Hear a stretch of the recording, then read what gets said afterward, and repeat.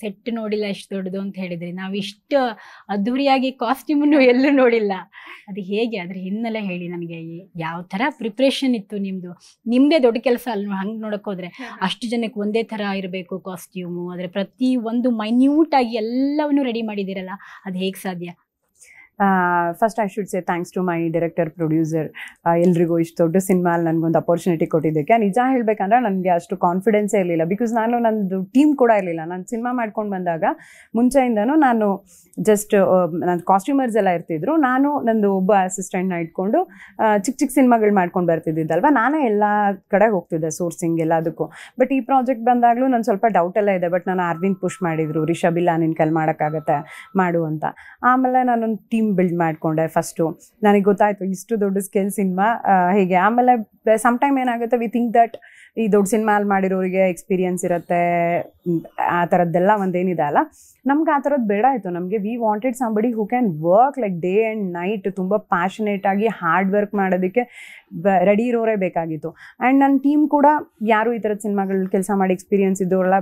Few people ಅವ್ರು ಸೆಟ್ಟೇ ನೋಡಿರಲಿಲ್ಲ, cinema ಅಂದರೆ ಏನಂತಾನೆ ಗೊತ್ತಿರಲಿಲ್ಲ, but they were ready to work. ಅವ್ರಿಗೆ ಆ ಪ್ಯಾಷನ್ ಇತ್ತು, ಆ ಫೈರ್ ಇತ್ತು. ಆ್ಯಂಡ್ ರಿಷಬ್ ಜೊತೆ ಕೆಲಸ ಮಾಡೋದಕ್ಕೂ ಅದೇ ಬೇಕು. ಐ ಥಿಂಕ್ ರಿಷಬ್ ಒಟ್ಟಿಗೆ ನಾನು ಒಂದು 10 ಇಯರ್ಸಿಂದ ಬಂದಿರೋದ್ರಿಂದ ನನಗೂ ಮೋಸ್ಟ್ಲಿ ಕೆಲಸ ಅಂದರೆ ಹಾಗೆ ಅಭ್ಯಾಸ ಆಗಿಬಿಟ್ಟಿದೆ. ದೊಡ್ಡದು ಚಿಕ್ಕದು ಟೈಮು ಊಟ ತಿಂಡಿ ಇದೇನೂ ತಲೆಗೆ ಬರಲ್ಲ, ಕೆಲಸ ಆಗಬೇಕಷ್ಟೇ. ಆ ಫ್ರೇಮ್ ಏನು ಕೇಳ್ತಿದ್ದೆ ಅದನ್ನು ರೆಡಿ ಮಾಡಿ ಆನ್ ಟೈಮ್ ಕೊಡ್ಬೇಕು, ದಟ್ಸ್ ಮೈ ರೆಸ್ಪಾನ್ಸಿಬಿಲಿಟಿ ಥರ. ಸೊ ನಾವು ಸ್ಟಾರ್ಟ್ ಮಾಡಿದಾಗ ಬ್ಯಾಂಗ್ಳೂರಲ್ಲಿ ಒಂದು ಆಫೀಸ್ ಇತ್ತು, ಇಲ್ಲಿ ಶುರು ಮಾಡ್ಕೊಂಡ್ವಿ ರಿಸರ್ಚ್ ಎಲ್ಲ. ಬಟ್ ಅದು ಸಾವಿರಾರು ವರ್ಷಗಳ ಹಿಂದೆ ಕಥೆ ಹೇಳ್ತಾ ಇರೋದ್ರಿಂದ ನಿಮಗೆ ರೆಫರೆನ್ಸ್ ಅಂತ ಏನೂ ಸಿಗಲ್ಲ, ರೆಫರೆನ್ಸ್ ಥರ ಸಿಗಲ್ಲ. ಸೊ ನಾವು ಇನ್ಸ್ಕ್ರಿಪ್ಷನ್ಸ್ ಆಗಿರ್ಬೋದು, ಇಲ್ಲ ಟೆಂಪಲಲ್ಲಿರುವಂಥ ಸ್ಕಲ್ಪ್ಚರ್ಸಲ್ಲಿರುವಂಥ ರೆಫರೆನ್ಸಸ್ಸು ಅದೆಲ್ಲ ತೊಗೊಂಡು ಸ್ಕೆಚಸ್ ಎಲ್ಲ ಮಾಡಿ, ಆಮೇಲೆ ಪ್ರತಿಯೊಂದೂ ಅಂದರೆ ಅಪ್ರೂವಲ್ ತೊಗೊಳ್ತಿದ್ವಿ. ರಿಷಬ್ ಹತ್ರ ಆಗಲಿ, ಅರವಿಂದ್ ಹತ್ರ ಆಗಲಿ. ನನಗೆ ಕುಂದಾಪುರಕ್ಕೆ ಶಿಫ್ಟ್ ಆದಾಗ 2 ರೀತಿ ಆಯಿತು. ಒಂದು ಹೆಲ್ಪ್ ಆಯಿತು, ಯಾಕಂದರೆ ಎಲ್ಲರೂ ಅಲ್ಲೇ ಇರ್ತಿದ್ದಿದ್ರಿಂದ, director, direction department, art department ಎಲ್ಲರೂ ಇರ್ತಿದ್ದಿದ್ರಿಂದ it was like kind of easier for the approvals. ಎಲ್ಲ ಕೆಲಸ ಅಲ್ಲೇ ನಡೀತಿದ್ದು. ಇನ್ನೊಂದು, ಎಲ್ಲ ನಮಗೆ ಆಚೆಯಿಂದ ಬರಬೇಕಾಗಿತ್ತು ಮಟೀರಿಯಲ್ಸ್ ಎಲ್ಲ. ಅದೂ ಬೇರೆ ಬೇರೆ ಪ್ಲೇಸಸ್ಗಳಿಗೆ ಹೋಗಿ ನಾನು ಸೋರ್ಸಿಂಗ್ ಮಾಡಿದ್ದೆ, ಅಲ್ಲಿಂದ ಬರಬೇಕಿತ್ತು. ಕುಂದಾಪುರಕ್ಕೆ ಬೇರೆ ಎಲ್ಲ ಕಡೆಯಿಂದ ತರಿಸೋದು ಎವ್ರಿಥಿಂಗ್, ಅಲ್ಲೇನೂ ಸಿಗ್ತಿರ್ಲಿಲ್ಲ ನಮಗೆ ಬೇಕಾಗಿರೋ ಥರದ್ದೆಲ್ಲ ಹೊರಗಡೆಯಿಂದ ತರಿಸ್ಕೊಂಡು ಅಲ್ಲೊಂದು ದೊಡ್ಡ ಕಾಸ್ಟ್ಯೂಮ್ ಗೋಡೌನ್ ಇತ್ತು. Everything including footwear to the ಏನೇನು ನೀವು ಸ್ಕ್ರೀನಲ್ಲಿ ನೋಡ್ತಿದ್ದೀರಾ ಎಲ್ಲದೂ ರಾ ಮಟೀರಿಯಲ್ಸ್ ತೊಗೊಂಡು ಬಂದು ಅಲ್ಲಿನ ಹ್ಯಾಂಡ್ ಕ್ರಾಫ್ಟೆಡ್ ಎಲ್ಲದೂ ಅಲ್ಲೇ ಮಾಡಿರೋದು. ಅಂದರೆ ನಮ್ಮದು ಫುಟ್ವೇರ್ ಒಂದು ಸೆಕ್ಷನ್ ಇತ್ತು, ಡೈಯಿಂಗ್ ಸೆಕ್ಷನ್ ಇತ್ತು, ಸ್ಟಿಚಿಂಗ್ ಸೆಕ್ಷನ್ ಇತ್ತು, ಜ್ಯುವೆಲ್ರಿ ಮೇಕಿಂಗ್ ಇತ್ತು, ಆರ್ಮರ್ ಸೆಕ್ಷನ್ ಇತ್ತು, ಎಲ್ಲದು. ಆಮೇಲೆ ಇದು ನನಗೆ ಒಂಥರ ಯೂನಿವರ್ಸಿಟಿ ಥರ ಇದು. ನಾನು ಅದೇ ಹೇಳ್ತಾ ಇದ್ದೆ Rishab, I am so blessed. It is a dream project for any designer. ಅಂದರೆ but they also should be ready to give everything ಥರದ ಪ್ರಾಜೆಕ್ಟ್ ಇದು. ಅಷ್ಟು ಕೇಳ್ತಾ ಇತ್ತು. ಈ ಥರ ಒಂದು ಎಕ್ಸ್ಪೀರಿಯನ್ಸ್ 3 ವರ್ಡ್ಸ್ ಒಂದು ಸಿನಿಮಾಲಿ, ಕಿಂಗ್ಡಮ್ ಆಗಿರ್ಬೋದು, ಟ್ರೈಬಲ್ಸ್ ಆಗಿರ್ಬೋದು, ಪೋರ್ಟ್ ಪೀಪಲ್ ಆಗಿರ್ಬೋದು, ಈ ಥರದ್ದು ಒಂದು 3 ಡಿಫ್ರೆಂಟ್ ವರ್ಡ್ಸ್, ಇಷ್ಟು ಜನ, ಲೈವ್ ಲೊಕೇಶನಲ್ಲಿ ಶೂಟಿಂಗ್, ಅದನ್ನೆಲ್ಲದು ನೀವು ಮಾಡಿದ್ರು ಆನ್ ಟೈಮಲ್ಲಿ ಅಲ್ಲಿಗೆ ತೊಗೊಂಡೋಗಿ ಬೆಳಗ್ಗೆ 6 o'clock ಶಾರ್ಟ್ಗೆ ಫ್ರೇಮ್ಗೆ ಅವ್ರನ್ನ ರೆಡಿ ಮಾಡಿದ್ದು it self is a task ಅದು. ಆ್ಯಂಡ್ ನನಗೆ ಫಸ್ಟ್ ಟೈಮ್ ಲೈಕ್ ಟೀಮೆಲ್ಲ ಲೀಡ್ ಮಾಡಿ ಗೊತ್ತಿರಲಿಲ್ಲ. ಫಸ್ಟ್ ಟೈಮ್ ಇಷ್ಟು ದೊಡ್ಡ ಟೀಮ್ನ ನಾನು ಹ್ಯಾಂಡಲ್ ಮಾಡಿದ್ದು. ಆ್ಯಂಡ್ ನಮಗೆ ಎಲ್ಲ ನಮ್ಮ ಕಣ್ಮುಂದೆನೇ ಕೆಲಸ ನಡಿಬೇಕು, ಯಾಕಂದರೆ ಹೊರಗಡೆ ಮಾಡ್ತಾರೆ, ಇಲ್ಲಿ ಬರಬೇಕಾದ್ರೆ ಅದು ಕರೆಕ್ಟ್ ಆಗಿರಲ್ಲ. ಆ್ಯಂಡ್ ರಿಷಬ್ ಮತ್ತು ಅರವಿಂದ್ ನಿಮಗೆ ಗೊತ್ತು ಎಷ್ಟು ಪರ್ಫೆಕ್ಷನಿಸ್ಟ್ ಅಂತ, ವೆರಿ ಮೈನ್ಯೂಟ್ ಡೀಟೇಲ್ಸ್ ಕೂಡ ಚೆಕ್ ಮಾಡ್ತಾರೆ. ಈವನ್ ಫಾರ್ ಮೀ ಆಲ್ಸೋ ಅದೇ ಅಭ್ಯಾಸ ಆಗಿಬಿಟ್ಟಿದೆ. ಹಾಗೆ ಮಾಡ್ಕೊಂಡು ಬಂದು ತುಂಬ ಡೀಟೇಲಿಂಗಿಗೆ ಮೈಂಡ್ ಮಾಡ್ತೀವಿ ನಾವು, ಯಾವುದೂ ಇಗ್ನೋರ್ ಮಾಡಲ್ಲ. ಸಮ್ಟೈಮ್ ಅದು ಇವಾಗ ನೋಡಬೇಕಾದ್ರೆ ಸ್ಕ್ರೀನಲ್ಲಿ ಎಲ್ಲಿ ಬಂದಿದೆ ಏನು ಅಂತ ಗೊತ್ತಿರಲ್ಲ, ಬಟ್ ಅದ್ರ ಮೇಲೆ ಎಷ್ಟು ಅವರ್ಸ್ ಟುಗೆದರ್ ಕೆಲಸ ಮಾಡಿರ್ತೀವಿ.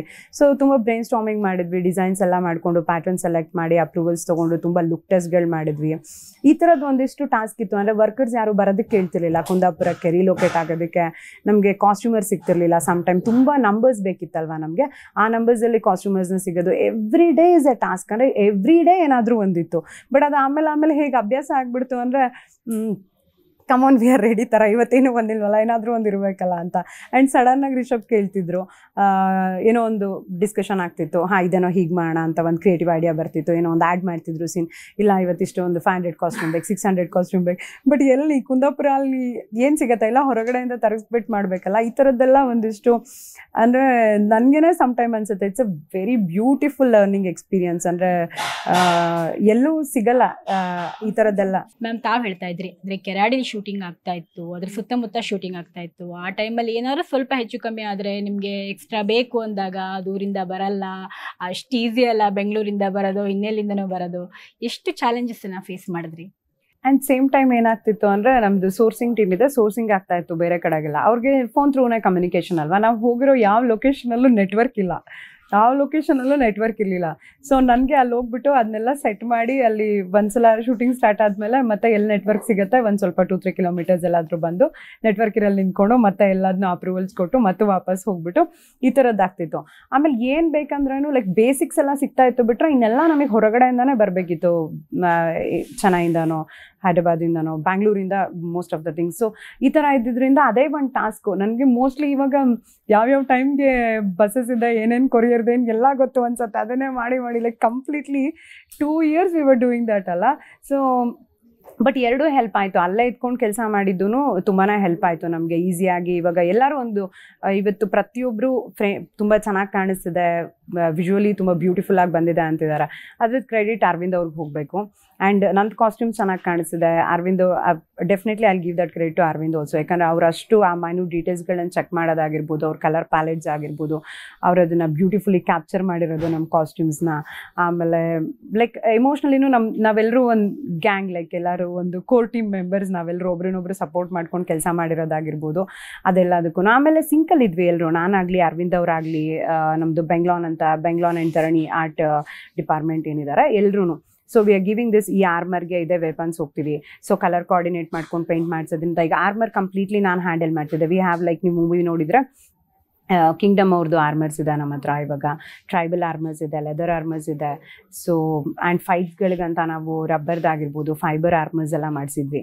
ಸೊ ಮೆಟಲ್ ಅಂದರೆ ನಾನು ಅದೇ ಹೇಳ್ತಾ ಇದ್ದೀನಲ್ಲ, ನಾನು ಈ ಥರ ಯಾವುದೋ ಒಂದರಿಂದ ಕೆಲಸ ಮಾಡಿಲ್ಲ, ರಾ ಮಟೀರಿಯಲ್ಸ್ ಯೂಸ್ ಮಾಡಿನೋ ಇದು ಅಂತ ಹೇಳಂಗಿಲ್ಲ. ಎಲ್ಲ ಥರದ್ದು ಇದು ಒಂದು ಸಿನಿಮಾಲಿ ಈ ಥರದ್ದು ಎಕ್ಸ್ಪೀರಿಯನ್ಸ್ ಸಿಗೋದ್ರೆ ಎಲ್ಲ ಮಟೀರಿಯಲ್ಸ್ ಮೇಲೂ ನಾವು ಒಂದು ಎಕ್ಸ್ಪೀರಿಯನ್ಸ್ ಮಾಡಿಬಿಟ್ವಿ. ಆ್ಯಂಡ್ ಅದು ಒಂಥರ sometime like it is trial and error, sometime it is very challenging. ಒಂದು ಎವ್ರಿ ಡೇ ಏನಾದರೂ ಒಂದು ಇರ್ತಾ ಇತ್ತು. ಸೊ ಏನಂದರೆ ಡೈರೆಕ್ಟಿಗೆ ಒಂದು ವಿಷನ್ ಇರುತ್ತೆ. So hill say he wants this ಅಂತ ಅಲ್ಲ. ಸೊ ಅದು ಬರೋವರೆಗೂ ನಮಗೆ ಸಮಾಧಾನ ಆಗಲ್ಲ. ಅದ್ರ ಹಿಂದೆ ಬಿದ್ದು ಅದು ಅಚೀವ್ ಮಾಡಿ ಅದು ಅಪ್ರೂವ್ ಆಗಿ ಅದು ಹೋದರೆ ಫ್ರೇಮಲ್ಲಿ ಅಲ್ಲಿಗೆ ಬಂದು ಸಮಾಧಾನ. ಅದ್ರ ಜೊತೆಗೆ ನೀವು ಏನೇ ಲೈಕ್ ಎಷ್ಟು ಬ್ರೈನ್ ಸ್ಟಾರ್ಮಿಂಗ್ ಮಾಡಿ ರಿಸರ್ಚ್ ಮಾಡಿ ಕಾಸ್ಟ್ಯೂಮ್ಸ್ಗಳನ್ನು ರೆಡಿ ಮಾಡ್ಕೊಳ್ಳಿ, ಅಷ್ಟು ಥೌಸಂಡ್ಸ್ ಆಫ್ ನಂಬರಲ್ಲಿ ಕಾಸ್ಟ್ಯೂಮ್ ಇದ್ದಾಗ ನಿಮಗೆ ಈಗ ಒಂದು ಸ್ಟುಡಿಯೋ ಆದರೆ ಏನಾಗುತ್ತೆ, ಒಂದು ಕಡೆಗೆ ಸೆಟಪ್ ಮಾಡ್ಕೊಂಡು ಬಿಡ್ತೀರಾ. So it is quite easier. ಇದು ಲೈವ್ ಲೊಕೇಶನ್ ಆಗಿತ್ತು, ಬೇರೆ ಕಡೆ ಲೊಕೇಶನಲ್ಲಿ ಶೂಟಿಂಗ್ಸ್ ಇದ್ದಿದ್ದರಿಂದ ಅಲ್ಲಿಗೆ ತೊಗೊಂಡೋಗೋದು. ಅಲ್ಲಿ ಹೋದ್ಮೇಲೆ ಏನಾಗುತ್ತೆ, ನಿಮಗೆ 360 ಡಿಗ್ರಿ ವ್ಯೂ ಇರೋದ್ರಿಂದ ನಮಗಲ್ಲಿ ಏನು ಒಂದು ಟೆಂಟ್ಗಳಾಗಲಿ ಕಾಸ್ಟ್ಯೂಮ್ ಹಾಕೊಳ್ಳೋದಕ್ಕೆ ಏನು ರೆಡಿ ಮಾಡಿಕೊಡ್ತಾರೆ ಬೇಸ್ ಎಲ್ಲ, ಅದು ಸ್ವಲ್ಪ ದೂರದಲ್ಲೇ ಇರ್ತಿತ್ತು. ನೀವೀಗ ನಮ್ಮ ರಾಜಬೀದಿ ಶೂಟ್ ನೋಡಿದ್ರೆ ಅದು ಹೇಗಿದೆ ಅಲ್ವಾ, ಎಷ್ಟು ಹತ್ಕೊಂಡು ಹೋಗ್ಬೇಕು ಮೇಲೆ.